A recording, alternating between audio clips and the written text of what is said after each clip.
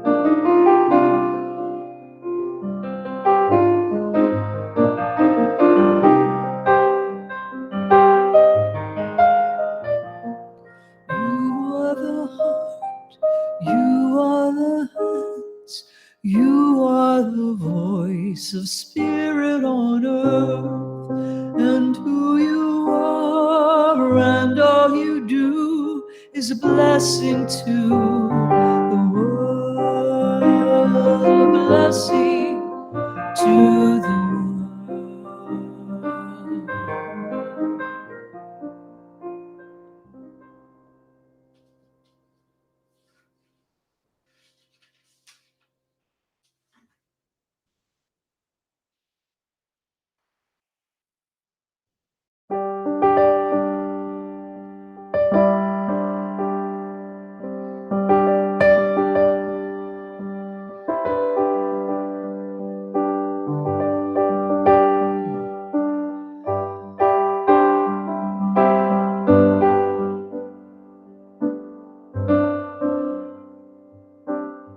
From my feet, I call the healing power. Up from my feet, I draw it to my heart. It's already here, I only need to claim it. Up from my feet, I know that I am here. I am here.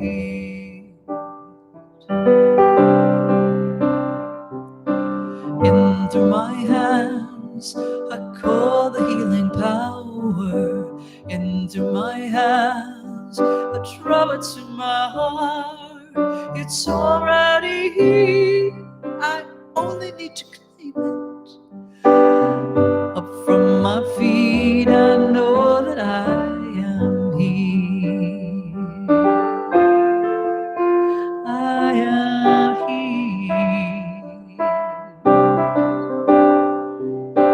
Down through my head, I call the healing power. Down through my head, I drop it to my heart. Already here, I only need to claim it.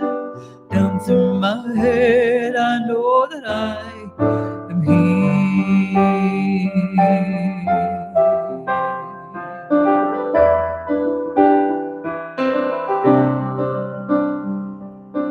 Up from the earth, I healing power. Up from the earth, I draw it to my heart. Already here, I only need to claim it. Up from the earth, I know that I am here.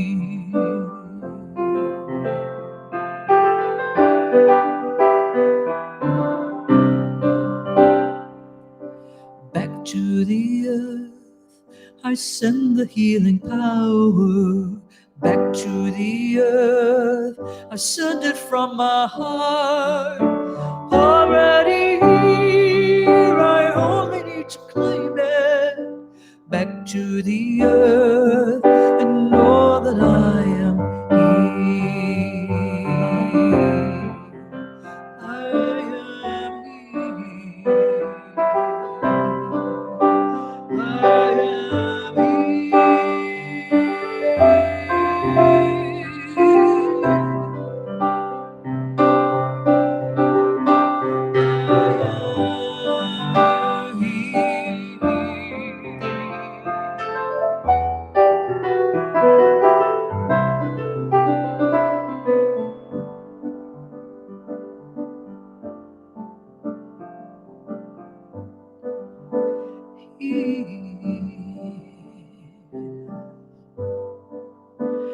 I am here.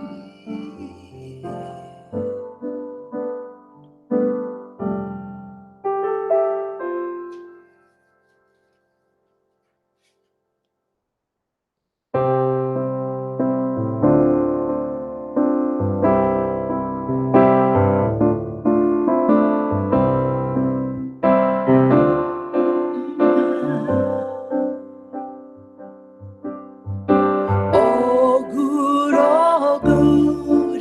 holy, holy. All good, holy, holy. All in my mind, in my heart and my soul. Let me know all is good, holy, holy.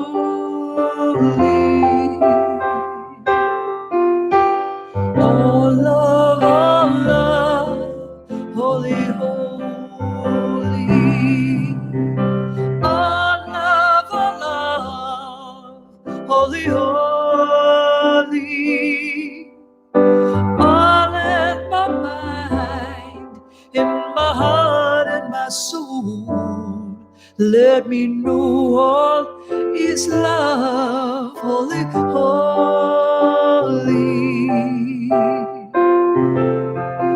Oh, one, holy, holy. Oh, one, holy, holy. All in my mind, in my heart and my soul. Let me know all is one, holy, holy.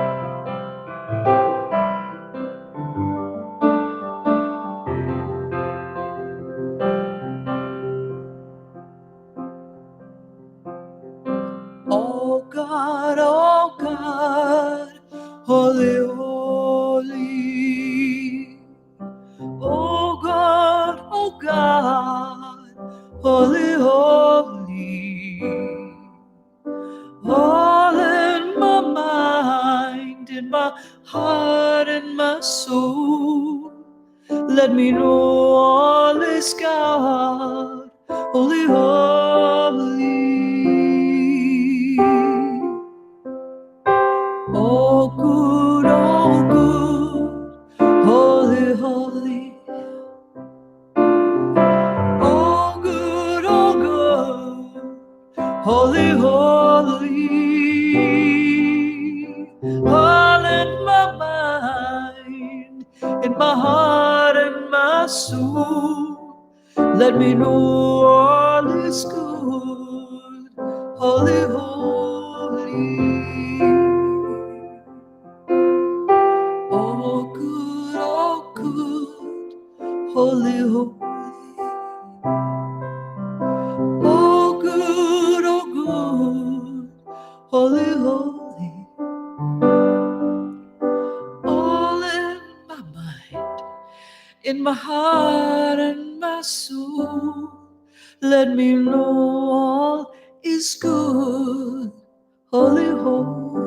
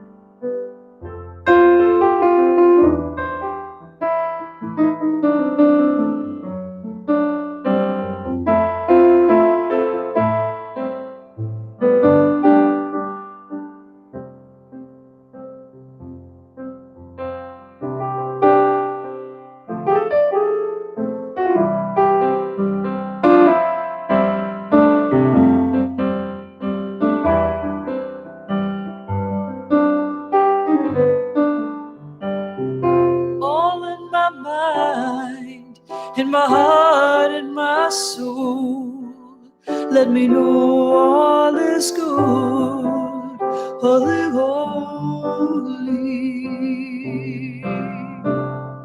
All in my mind, in my heart and my soul, let me know all is good, holy, holy.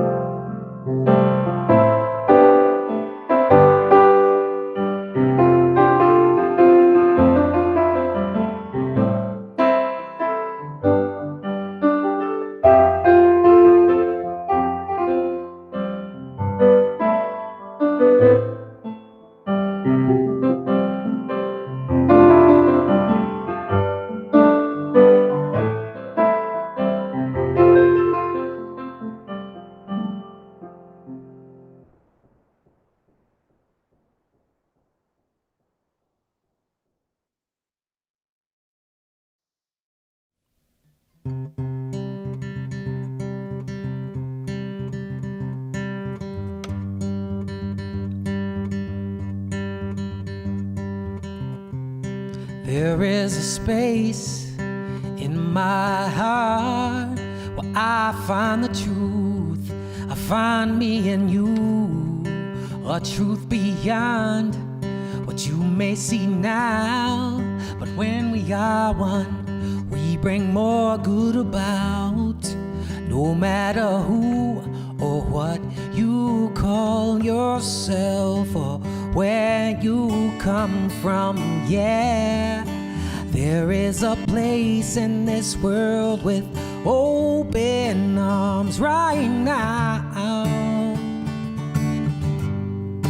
Welcome to love, welcome to peace, welcome to our community. And be who you are and let your light shine. We're so much more when we unite. You are welcome here. You are welcome here. See when new eyes allow and unfold, embrace and let go. trust the flow. There's a freedom in love when you follow your heart. Together we are stronger than we could ever be apart. No matter who or what you call yourself or where you come from, yeah, there is a place in this world with open arms right now. Welcome to love and welcome to peace. Welcome to our community. And be who you are and let your light shine.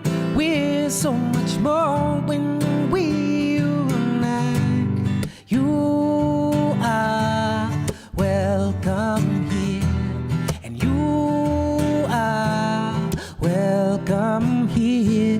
And breathe in and out. Slowly feel all that's around you, and all that you feel, and all that you know. Let it go. Welcome to love. Welcome to peace. Welcome to our community. And be who you are and let your light shine. We're so much more when we unite. Yeah, when we unite. Oh, oh, oh, when we unite. Yeah, yeah, when we unite. Oh, yeah, yeah, yeah. You are welcome here. Love is welcome here. And peace is welcome here. And you are welcome here.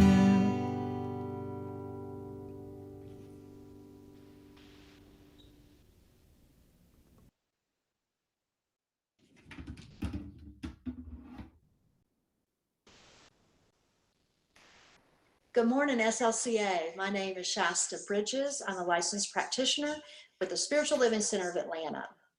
Please join me in our collective affirmations for morning service. Repeat after me. How I choose to think creates my personal experience. Therefore, I choose to think affirmatively. I choose to speak affirmatively. I choose to live affirmatively. Not only is this my right, it is my responsibility as a conscious being. I allow myself to be guided, used, and available for the reawakening of everyone's magnificence. The moment is now, and I say yes. And together we say, and so it is.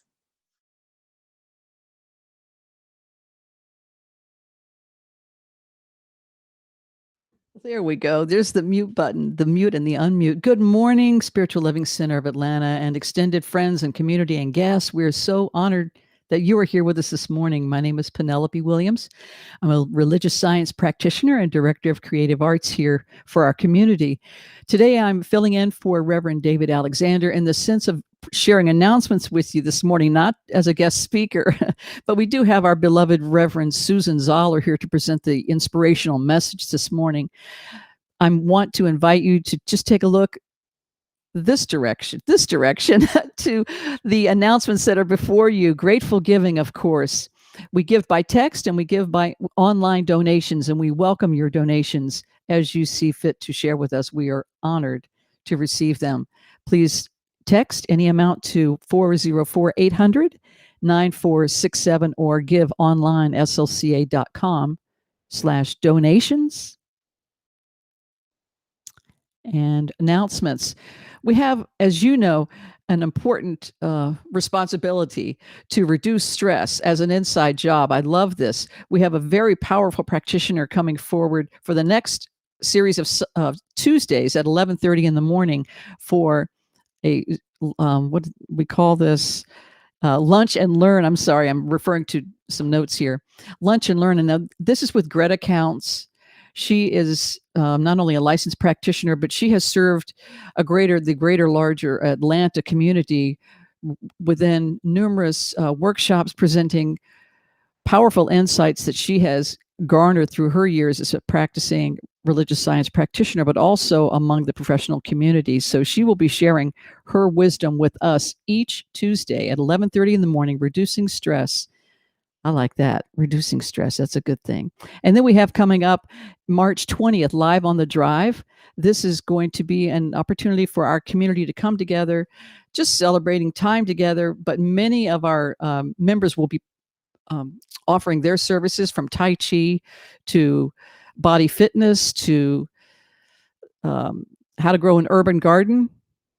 Numerous musicians will be with us, including Haji Basim, Chris Adams, Angel, Victoria Peoples, Idella Veal. We have so much to offer. CJ, the DJ, will be there, so it'll be a great afternoon. We hope you will join us and register online on our Breeze platform. That's from 2 to 5, March 20th, which is a Saturday, welcoming in spring. And we also have coming up a very important meeting, our town hall meeting. It's our annual meeting, and we want to invite pledging members to register. This will be a Zoom call, and the town hall meeting takes place the 28th of March at 12:30, so just following Sunday services. I want to also let you know that practitioners are in the chat this morning, available for prayer following today's service. Good morning.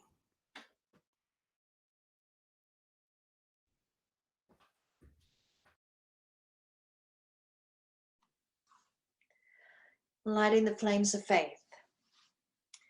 We perform this ceremony to promote the universal consciousness of life, which acknowledges that all peoples and all faiths, all sentient beings come from the one great universal presence, which we will call spirit. Fundamental to this truth is the unifying nature of all religious thought and experience, which we honor here today. We light the candle for the Tao, honoring the universal path of harmony and equilibrium, the natural way. We light the candle for the shamanic traditions, honoring the beliefs and practices of all indigenous peoples, the way of primal spirituality. We light the candle for Hinduism, honoring the path of knowledge, action, and devotion. We light the candle for Judaism, honoring the ethical path of living by sacred law. We light the candle for all forms of Buddhism, honoring the Four Noble Truths and the path of compassion. We light the candle for all forms of Christianity, honoring the Christ consciousness as the path of love. We light the candle for all forms of Islam, honoring the path of submission to the will of God as the highest calling. We light the candle for the universalistic religion of Baha'i, honoring the path of unity and peace. We light the candle for all forms of New Thought, honoring the metaphysical path of the mental healing through the practice of universal spiritual principles. And the last candle, the healing candle, please put silently into the light the name of anyone you wish to have experienced the healing flame of God's eternal love.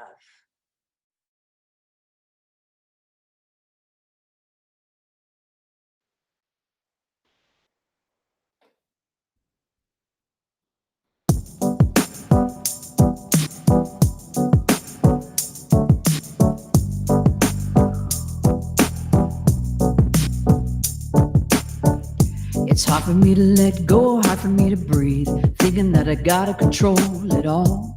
I can feel my worry and anxiety when it's slipping through my fingers, and I know it. I've been losing my sleep, I've been losing my cool. I can feel my heart go boom, boom, boom, staring at the ceiling, feeling like a fool.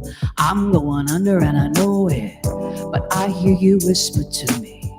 If I lose my grip, I could see that you're carrying me. Oh, I'm gonna let it go. 'Cause if I trust you, I can move with the flow. Being carried in the current of your love. When I lean into this love you're enough, so I'm gonna let it, I'm gonna let it go. Let it go.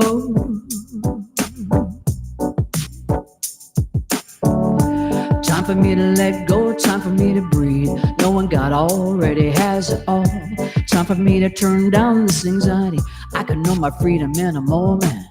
Cause when I lay it all down, love's gonna lift me up. When I pour it all out, God's gonna fill my cup. Life's holding me high, telling me to jump. 1, 2, 3, here I go, yeah. Cause I hear you whisper to me. If I lose my grip, I can see that you're carrying me.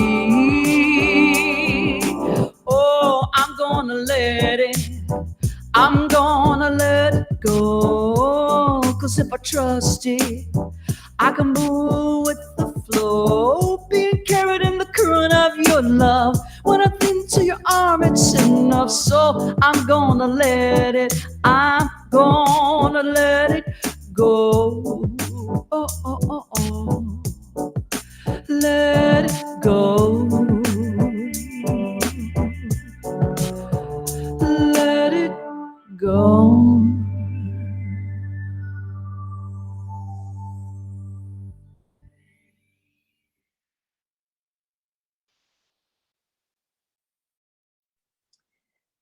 We're going to move into our spiritual mind treatment. I invite you to get comfortable. I invite you to close your eyes, or you can keep them open. I'm going to close my eyes and take a big breath and know this truth with me.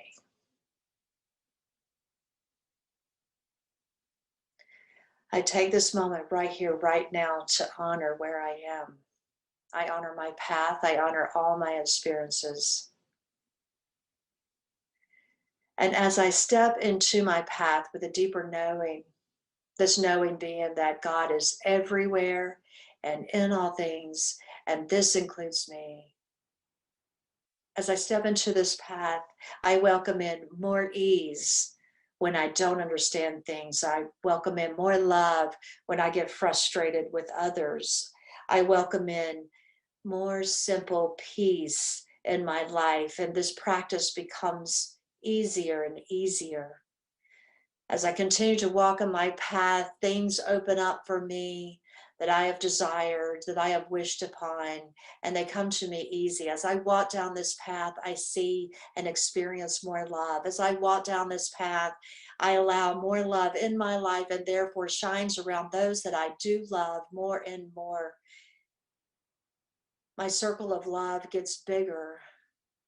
It moves more freely. I surround myself in love, for I am love. And this knowing comes to me more and more each day in an easier and a broader and a bolder way. And I surrender to all the many questions I have in my life. And I surrender to the not knowing. And I do not have to have it all figured out. And I love the fact that it's fun. It's fun walking down this path as my questions are answered in ways that I know and ways that I don't know. I am so very grateful for this path. I am so very grateful for my path and the path that I stumble upon that leads me to others that I love, that it leads me to others that I connect with, that it leads me to a way that I'm able to give back into the world all the learning and knowing and all the love that I have because of it. I am so very grateful for this truth. And I release these words in the law, knowing they are so. And so it is.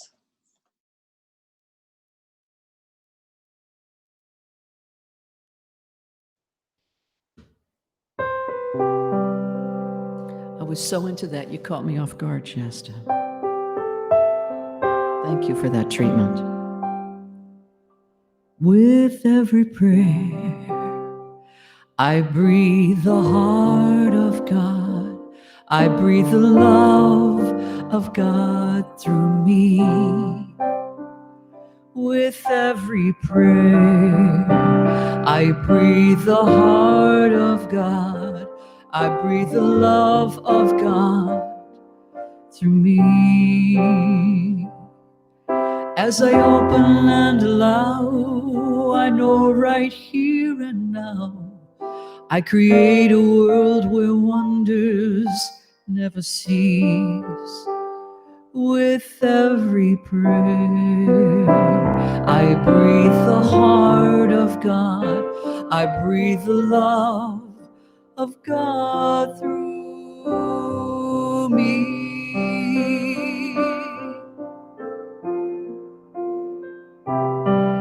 Through me.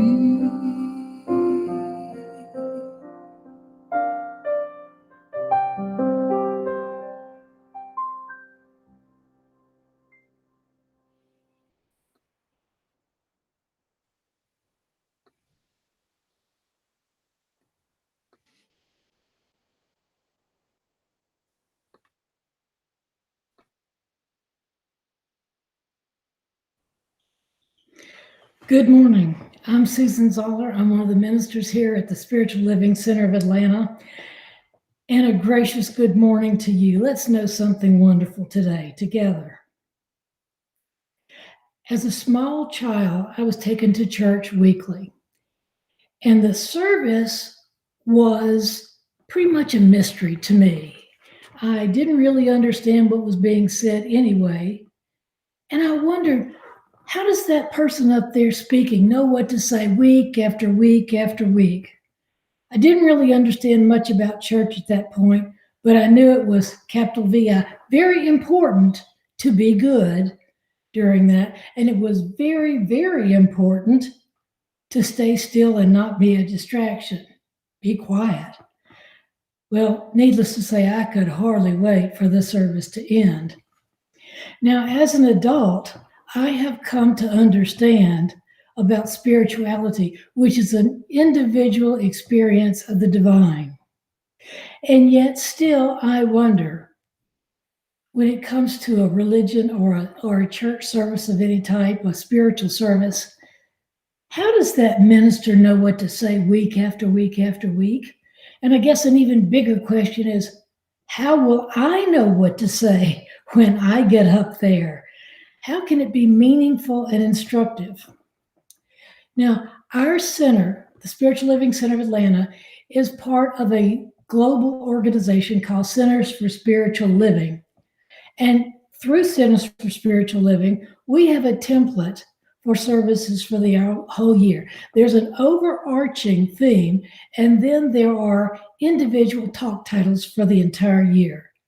Now, this is not put upon anyone to say a certain thing. Each minister will write his or her own talk. It is individualized and personalized on the chosen topic. Now, inquiring minds want to know. The topic today is living in the question, a higher idea. So inquiring minds say, what's the question? What's a higher idea? What's a lower idea? Who thought all this up anyway? Well, here's my response, succinctly put. Living in the question is about living without knowing the answer. Living without knowing the answer. And in fact, it means also living without trying to force the answer or get the answer from any place else but the wisdom within. Now, this doesn't mean there's no answer. There's an answer, but what it means is living without a guarantee, living without a safety net per se. Here's a very dramatic example of an actual event where wisdom came in a moment, even though sometimes it seems like it can take quite a while. In July 1988, in the North Sea off the coast of Scotland, there was a disastrous explosion on an oil rig. 166 people on that oil rig perished, along with 2 aid workers. Only 63 people survived. And one of them was Andy Moken. He was a supervisor. And here's his story. Andy was asleep when this huge explosion occurred and alarms were going off. He was probably working, just got off a 12-hour shift and was deeply asleep, and most likely didn't even have any clothes on. But nonetheless, this is what Andy Moken did. Without hesitation, he ran out of his quarters to the edge of the rig, and he jumped 150 feet into the tumultuous waters of the North Sea, the icy, tumultuous waters of the North Sea. Now, Andy was a bright guy.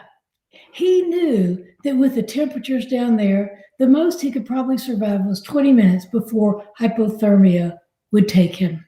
He knew he could fall against the edge of the rig and have a brutal death. He knew all the things that can happen. But none of those things mattered to Andy, and he jumped. And when asked why he made this instantaneous decision, he said it was simple. I had to do this. It was jump or fry. Now let's face it. Andy didn't do this because it seemed like a growth opportunity. He didn't do it because it was a challenge. He didn't do it because it was confident. And he didn't necessarily do it because it felt like a great idea. But what Andy did allowed him to survive when 166 other people died. Some thought it was their responsibility to stay.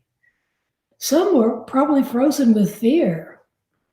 Some thought that maybe it was safer here. It didn't matter. For those people who did not take the right actions, they died. Now, you may be thinking, well, gee, Susan, how inspirational can you get this morning? Well, it actually was inspirational for me, because if I were in that situation, I could easily see me sitting there thinking, now, where is the ladder down the side of this rig? I am not jumping in that water. It's dark, it's scary, it's cold. Isn't there a fire extinguisher? Who's going to tell us what to do? And then I could see myself thinking, they throw the food, if it's excess, right off the side of those rigs. There are sharks down there. There could be teeth down there waiting for me. Well, had I been there and had I done that, I probably wouldn't be able to be here today to give you this message, because I too might have been one of those people who perished. Andy's situation greatly differs from what you and I experience on a daily basis. There was an urgency there that required immediate action, a decision, a commitment without wavering. And his life did depend on it. Now, you and I are usually not in such dire circumstances, but we have all kinds of stressful things that happen to us, the kind of stress that's negative, not the eustress, the positive stress that motivates us. We can have a job situation, a relationship, financial or health situation that can feel very pressing, very urgent, and very threatening. Perhaps you've experienced this. I know I have. Now, there are multiple responses to stressful decision making. We can jump and leap right into making a decision without any thought, without any inspiration. That's the knee jerk. We can procrastinate. We can freeze and not do anything. Or we can endlessly obsess and research every possible outcome. Or the really good one, we can call all of our friends and get their opinions on what we should do. But do any of these equal living in the question? I don't think so. Have I ever done any of these? Oh, yes. And I can tell you it was not my finest hour. But let's look at this from a spiritual perspective, not with religious dogma, not with a set of rules, but from a personal experience of the divine. Now, we are called science of mind, our teaching is, or religious science. It's the basis of our entire belief system. We believe we are one with all life, and that an intelligence beyond what I can personally conceive of right now has created all, and we are part of that intelligence. And so, therefore, we have the characteristics of that intelligence. We are walking in an ocean, what we might call God or spirit, divine mind, by whatever name.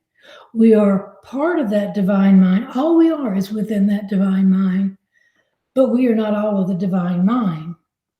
We believe that by right of being of this divine mind, that and one with all, that we can access what is contained within that divine mind. We can access all intelligence for our answers and our guidance. We are made in the likeness of our Creator, we are taught. Now, we're living in this vast ocean of intelligence. We're immersed in it, we're surrounded by it. We think into it, we breathe in it. This is one of everything. Everything is one, it's united. Now, this involves going beyond our comfort zone to rely on that divine intelligence and not try to force anything to come to us. We have to leave behind the security of knowing what to expect. Yes, we do. Not all the time, but often in life, I know within a reasonable range the possible outcomes of what I'm experiencing. Not everything, of course, but some. And that is reassuring. There is comfort in familiarity. However comfortable it may be, it can also be choking. It can be suffocating. Now, living in the question is living in faith, and it is a very powerful statement of faith. It's a powerful place to be. I tend to think of this as living in the cradle of creation, the absolute place where things are created, where it comes from the invisible to the visible. And doing so, living in the question, is letting go of what we think could happen, anything that could happen, and being open to the possibility that may have never, ever been considered. Now, life's questions do not come without answers, no matter how perplexing they may feel. If there is a question, somewhere there is an answer. The answers are available. The Bible teaches, knock and the door is opened. Ask and ye shall receive. Whatsoever you ask in faith, it is given. Well, what does this mean? To me, it means I live in an intelligent universe that operates by laws. I can access that information. When a question arises, I don't have to know all the answers. I have to be willing to listen. And this comes from a different way of being. This comes from a different consciousness. And it requires a different awareness. Instead of thinking and trying and attempting to manipulate, it involves getting very quiet. It involves a quiet that allows that opening for us to receive guidance. Mindfulness is needed, paying attention, knowing that the divine intelligence is always responding to us. You and I are called to be aware of things that come to us, opportunities, information. However form it comes in, it can seem to come from some miraculous way, but often it comes from the most ordinary, everyday circumstances. But they're not a coincidence. They're a direct result of asking the question. Something within us will know when to listen. How do I know? You might ask. How do I know when I'm listening to my own thoughts rather than divine intuition? How can I know what is true here? What I've come to realize is that there is a difference in inspired knowledge and regular thinking. It just feels different. It's not an ordinary thought that comes to us. It is something that may seem very different from the way we normally think. It's very different from when I tried to manipulate answers to say what was divine intuition. In other words, trying to control an outcome. Of course, that's based on fear that nothing better is going to come. But I learned that if I listened, things would come together in a way far better than anything I could have planned. It's amazing.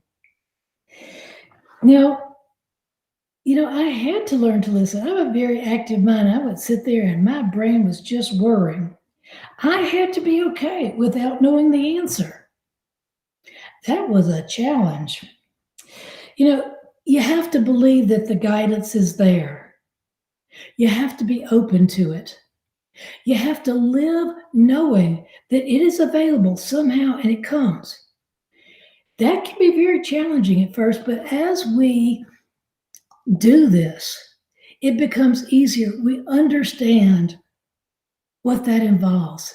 And it comes to us individually wrapped for us in ways that speak specifically to me, to you. Now we have to let go of how will I know? And especially the I don't know. Because I found out that I used to say I don't know a lot. And what I found is if I kept saying that, what would happen is by the end of the week, what I had done on Monday was a lot lower on Friday because I had been affirming it to do so.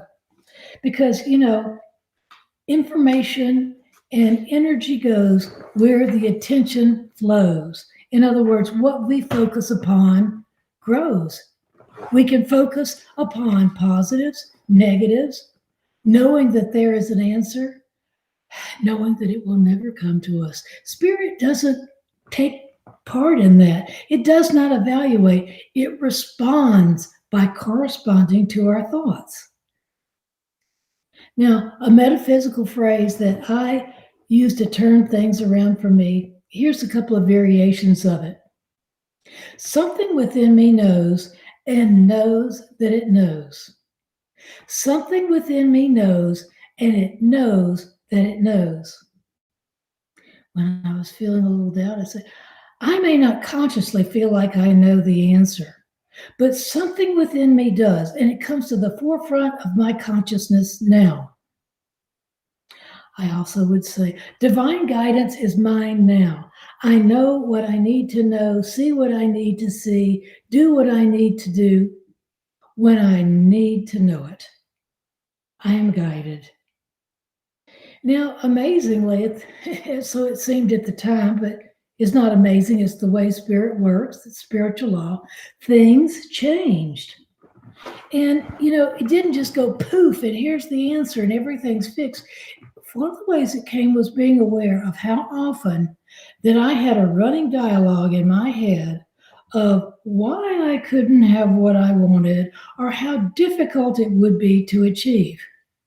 Realizing this ongoing outpouring of energy into what I did not want showed me very clearly why I was having the less than satisfying experiences I was having. It was very obvious to me. It was like, whoa, gosh, in the old vernacular from the ad, I could have had a V8 all this time. I could have been thinking differently and creating differently and expecting differently. Now, some people do what we call talk religious science. They say all the words, but the truth is we have to practice this. We have to go in and do the practice and learn. And when we do it, we get what we're praying about and we get a greater experience of faith. Now, one of the interesting things that came was I had a desire for a better life, and I didn't really know how to create that. I had a lot of frustration and anger at the time. But my desire for a greater experience led me to what was then called the Atlanta Church of Religious Science. It was the beginning of a challenge to my belief system, and it was the beginning of opening my consciousness to a whole new way of being. And it was one that uplifted my life, that made it much happier, much more joyous. Now, to experience this meant I had to let go of the way things had been. I could no longer hold on to something that wasn't really serving me just because I didn't know where the next thing was coming from. I had to know that there was something better out there, even if I couldn't see it, feel it, touch it, or sometimes even conceive of what it could possibly be. I had to live in that question, live in faith, live from a higher idea that God is all there is. Spirit or mind, by whatever name, is all there is. And it is constantly responding to me, respond to each of us, not just me, and that the answers are provided. You know, the foundation of some of my actions was fear. I got to hold on to this. I got to do this because I don't know what else to do, or I don't really expect things to get any better. And that fear that I was putting out was being responded to by Spirit as having lots more things that were negative and certainly could cause fear. You know, what we focus upon grows. What we focus upon grows. So we need to choose what we're focusing upon very carefully. We can consciously create, or we can subconsciously just let the currents of life take us where they will. I'm not here for that. I doubt you are either. Being willing to let go of the fear and live into faith, to live in the faith of the knowledge of the divine within me, around me, and guiding me, changed the quality of my life. It changed my life radically. And I consider this being in the question, being there, knowing that it can feel fearful, knowing that I don't know what's going to happen next. I even know people who will read the end of a book because they can't stand to not know the ending. And then they go back and read the whole book. So they have a guarantee of how the story will end. I wasn't there, but on some things I could have been. You know, we have to realize our faith, realize that the answer is already there, and it is revealing itself as we open ourselves up. You know, this is living with no guarantee, without a warranty. You know, should I leave my marriage? What would I do? How will I live if I don't have this job? Do I have a tumor? Oh my God, am I going to die? You know, where will the money come from? I don't know how I'm going to do it. If we know our needs are already met, if we live in faith that Spirit always provides and provides according to our belief, then we can relax into this. We can know something different and know that we will be taken care of, that the resources are available, the connections are there to give us what we need. However, sometimes it looks very differently than we expect. You know, I just wanted things to improve. I didn't really want to have to change my way of being, but that was what was needed. And luckily, I was open and willing because nothing else had seemed to change these situations. And they changed, absolutely. It is a higher way of thinking. This means that there is an answer, but it doesn't mean that it stops all the issues of life. if we're alive, there are going to be things to deal with. But it does mean that when situations arrive that are stressful, that we feel confused about what to know, that are fearful, that we can rest in the assurance that there are answers, there are ways to deal, that the support and guidance is there, that we will be guided every step of the way as we live in faith. You know, the door is open. Knock. See it open. Ask and it's given. Well, I have my own Andy Mokum story. You know, these answers can come to us revealed through every ordinary day experiences. Someone mentions an article, we hear something on the radio, we have a feeling about to go to this place at this time. And sometimes, like when the pedal meets the metal, the information can come very fast. I used to live in Maui, Hawaii, and I pastored a church there. And I was invited to come back and visit, and I did so. And on my last day there, friends invited me to go out on their boat snorkeling to Molokini. If you don't know it, Molokini is a collapsed volcano that's about a mile off the coast of Maui. One edge is very high, and it comes down and slopes into the water very low. It's a beautiful area. There's incredible wildlife there. The colors and the shapes of the fish are astounding. It's protected. It's a gentle place to be. And so we were out there. Now, I have to admit, even though I was a science teacher for years and had studied oceanography, I was fascinated by the ocean, and I was also afraid of it. Every time before I went in, I had to steel myself because, you know, I like to watch Shark Week. From the safety of my living room, knowing that if it got too scary, I could change the channel or, you know, take a drink of water break. But here I was getting in. I was with my friends Pam and Larry, and they knew how I felt. So we went in, and oh my gosh, it's like all the travel shows. It's like the videos you see. It is an incredible experience to be there. And Larry said, "Come on over. I want to show you the edge of the volcano, the edge of this Molokini." And I said, "Sure." Well, I should have known it was way too easy to swim over there. Pam was trying to tell us not to go, but we couldn't hear. When you're in the water, it's loud. The water is there. You're swimming. We couldn't hear anything she had to say. So we got over there, and the slopes down and actually goes down. There's nothing, and the water goes over it.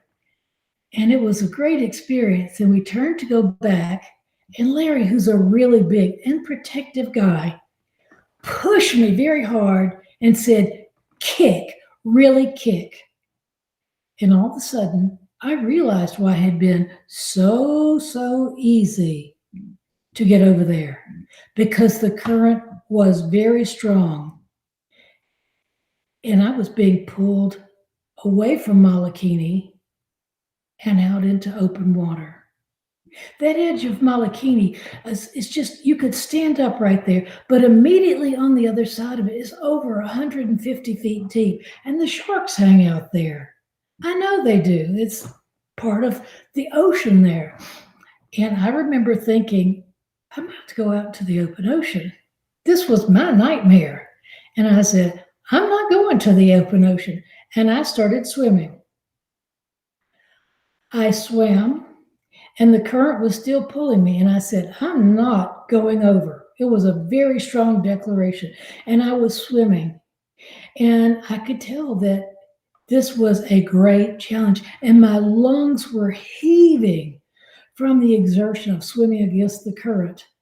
And I remember thinking, oh my God, this is where the sharks are. They're all around here. And I know that. This is their living room.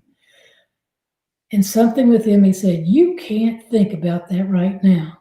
So I turned on my back and I was swimming so that I could catch my breath. It had been very hard to breathe. I was exerting so much energy. And then all of a sudden, over the water slapping me in the face and over my body, I heard something and I looked up, and there was Pam with the boat. She had come to get me. I don't know if I've ever been as glad to see anybody in my life. That was a nightmare for me. This was my biggest thing come to life in 3D. And when I was swimming, it felt like it was just me and God. God was in the water, God was in the air, and God was in the sharks that lived there. But the God within me said, keep swimming. Don't stop. What I didn't realize is I'd gotten disoriented by being pulled out, and I'd picked the wrong boat to go to. The boat I had come from was actually much closer to me. But I made it. I climbed on that boat and my legs got really weak. But it had taken a few minutes because Pam had to unmoor the boat to move it. And so in that moment, in that time, I didn't know if anybody knew where I was. Well, I did it. God guided me. I know there was divine guidance. I didn't have time like Andy to ponder things. I didn't have anyone to ask what I should do, how I should swim. I didn't have any guarantees of outcome, and I was wondering just more than a little bit. And by the way, I still do watch Shark Week. My entire focus was on swimming. The energy I put into it was so strong that I was actually making way against this very strong current. Thought is always creative, and creative mind is always responding. And I wasn't being swept out to sea. By the way, did I mention that at that time, I had a very damaged shoulder? I needed rotator cuff surgery, and I couldn't even lift my arm like this. I needed the surgery to correct that. And yet there I was swimming against a very strong current. The current that I later learned sweeps people out to sea who get caught in it. And a lot of times they're never see again. Well, that's an instant manifestation to me of how guidance can come. My urgency was responded to. I was given the energy and the knowledge and the ability to do something I could not ordinarily do. Certainly not with the shoulder injury that I had. Now, divine guidance is always available, whether it is available over a period of time, whether there's a natural process for it to unfold, and it can also happen in an instant. I know what I need to know the moment I need to know it, and I do what I need to do at the exact time I need to do it. There is something that will support us in any situation. I've had lots of guidance since I began my spiritual practice, and it unfolds in all kinds of ways. Some are mysterious. They're not miraculous. They're the way things work. And especially as I know this and I allow myself to experience it more and more. The guidance is always there. What had been impossible before was made possible. It wasn't easy, but it was possible. That guidance is always there. It's always accessible. We need not fear. We need not focus on fearful outcomes or how will I do this. There is something within us that will guide us. If we need to know something, we'll be pulled to know that. Someone will simply say it to us. A foundation of faith opens to us untold riches of resources, of possibilities. We can see vistas that we couldn't even imagine before. The intelligence that guides us, that guides me, that guides you, is more than capable of solving anything. I do mean anything. I mean clean air, clean water, health, finances, peace on earth. It's there. It's possible. It's only impossible if we focus on the impossibility of it. You know, I imagine that even COVID is not bigger than God. I know that. There's an answer to COVID and we are receiving it now. That's the way it works. Join with me in knowing that there is a power for good and you and I can use it, we can direct it. That power is God. That power is good.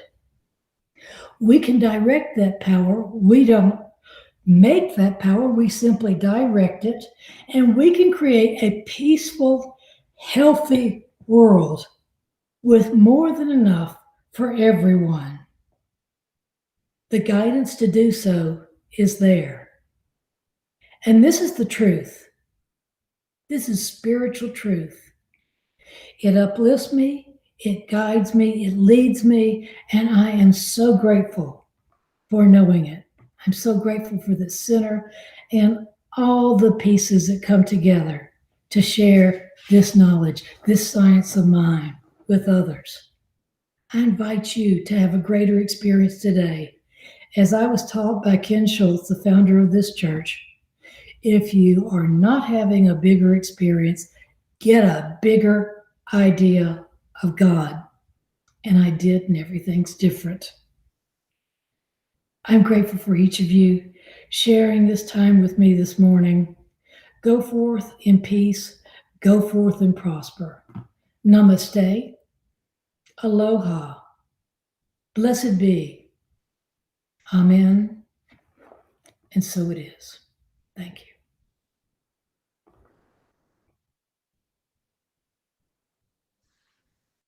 We now come to our grateful giving. I give each month to SLCA because I love SLCA and know of the true value. It has changed my life in so many ways and has supported me in so many ways, and I want to support in return. And SLCA makes it very simple. Here's what you do. You go to slc-atlanta.org and hit give, and it will walk you through 3 ways to give. You can do a one-time payment there on the website. You can even text, or you can sign up as a pledger as I do, and know that each month you're part of that flow in supporting Spiritual Living Center of Atlanta. This is not only a church, it is a global movement. Our mission at SLCA is to provide spiritual tools for personal and global transformation. I thank you. Now join me as we say a grateful giving. I live in a universe of abundance. As I freely and joyfully give, I join in the divine flow, and all that I share with life returns to me, multiplied abundantly, and so it is.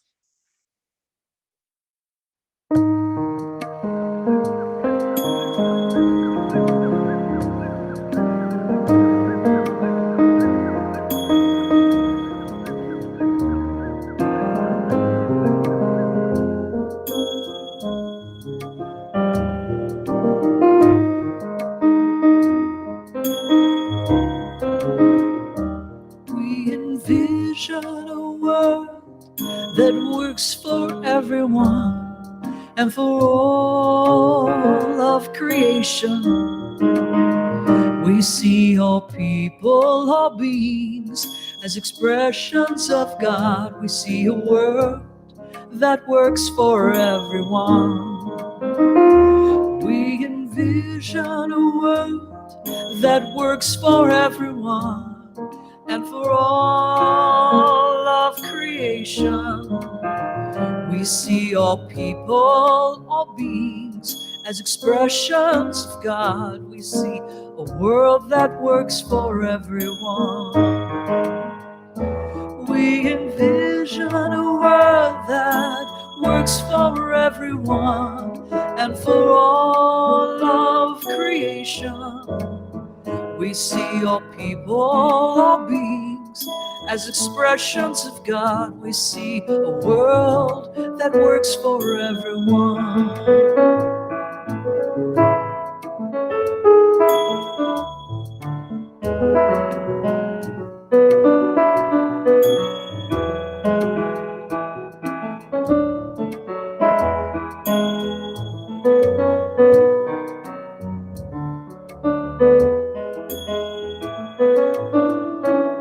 We see a vision,